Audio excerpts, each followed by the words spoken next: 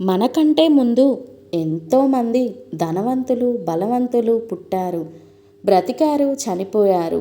ఇక్కడ వారి ధనము, బలము ఏదీ తోడు రాలేదు. వారు చేసుకున్న కర్మలు తప్ప. రేపు మన పరిస్థితి కూడా ఇంతే. ఒకరికి మేలు చేసి ఎప్పుడూ జ్ఞాపకం పెట్టుకోవద్దు, కానీ ఒకరు మనకు చేసిన మేలును ఎప్పుడూ మర్చిపోవద్దు. నేటి ఆడపిల్లలే రేపటి అమ్మలు.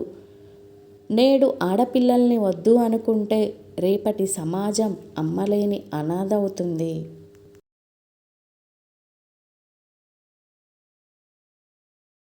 మనకున్న చిన్ని జీవితంలో మనల్ని ఇష్టపడేవారో, అభిమానించేవారో, ప్రేమించేవారో దొరకడం కష్టం.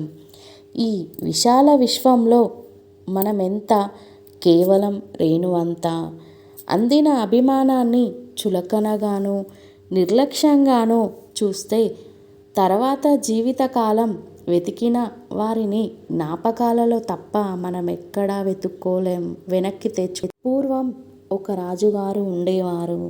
ఆయన ప్రతిరోజు నగర సంచారం చేసి ప్రజల కష్టసుఖాలను పరిశీలిస్తూ ఉండేవారు. ఆయనకు ఎక్కడ చూసినా ప్రజలు ఏదో ఒక విధంగా బాధలతోనో విచారంతోనో కనిపిస్తూ ఉండేవారు. కానీ సంతోషంతోనున్న వారెవరూ కనిపించేవారు కాదు. వీళ్ళని సంతోషవంతులుగా చేయడం ఎలాగా? నా రాజ్యంలో ఒక్కడు సంతోషంగా ఉండే మనిషి లేడా అని ఎంతగానో బాధపడేవారు. ఎప్పుడు ఆయన ఈ విషయాన్ని గురించి ఆలోచిస్తూ ఉండేవారు. ఒక రోజున అలవాటు ప్రకారం రాజుగారు నగర సంచారం చేస్తున్నారు. ఒక చోట ఆయనకు ఒక ముసలివాడు కనిపించాడు. అతడు పొలంలో గోతులు తవ్వి మొక్కలు నాటుతున్నాడు. అతడు వాటిని ఎంతో ఓపికగాను శ్రద్ధగాను నాటుతున్నాడు.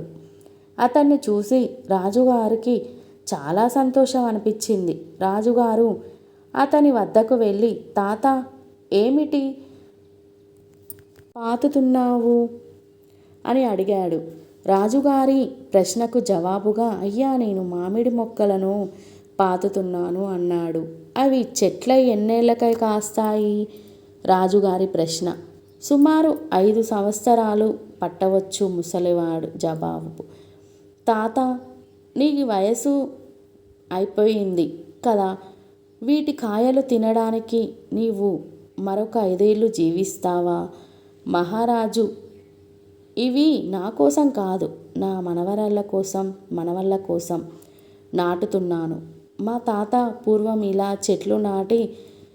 చెట్టు నాటబట్టే కదా నేనిప్పుడు ఆ పండ్లను తింటున్నాను అన్నాడు. రాజుగారికి అప్పుడు ఎంతో ఆనందం కలిగింది. కనీసం ఈ ఒక్కడైనా నా రాజ్యంలో సంతోషంగా ఉన్నాడు అనుకొని వెళ్ళిపోయాడు. తర్వాత ఆయన ముసలవానికి అనేక బహుమతులు పంపించాడు.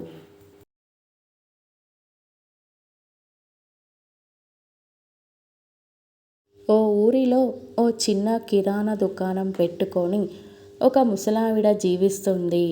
చాలా ఏళ్ళుగా అదే ఆమెకి జీవనాధారం. అయితే ఒక కార్పొరేట్ కంపెనీ ఆమె దుకాణానికి ఎదురుగా ఒక పెద్ద సూపర్ మార్కెట్ పెట్టి అందులోని ధరలు కూడా బోర్డు మీద రాసి పెట్టింది. ఆ రాసి పెట్టిన దాంట్లో కిలో నెయ్యి 500 అని ఉంది. ముసలిది అది చూసి గమనించి తాను ఒక బోర్డు పెట్టింది. అందులో కిలో నెయ్యి 450 అని రాసింది. చూశారది సూపర్ మార్కెట్ వాళ్ళు. కిలో నెయ్యి 400 అని రాశారు.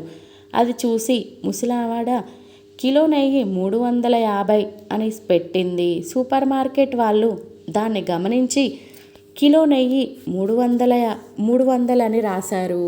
ముసలిది 250 అని బోర్డు పెట్టింది. జరుగుతున్న యుద్ధాన్ని గమనించిన ఓ మహిళ ముసలావిడతో ఇలా అన్నది, చూడమ్మా, సూపర్ మార్కెట్ వాళ్ళతో పెట్టుకోకు, దెబ్బైపోతావు. కిలో నెయ్యి 250 అంటే నీకేం గిడుతుంది చెప్పు? నువ్వు ఎలా బ్రతుకుతావు? వద్దు, నా మాట విని వాళ్ళతో పెట్టుకోకు, గెలవలేవు కదా. కానీ నేను గెలిచాను. ఎలా అంటే నేను నెయ్యి అసలు అమ్మితే కదా అని నవ్వింది ముసలావిడ.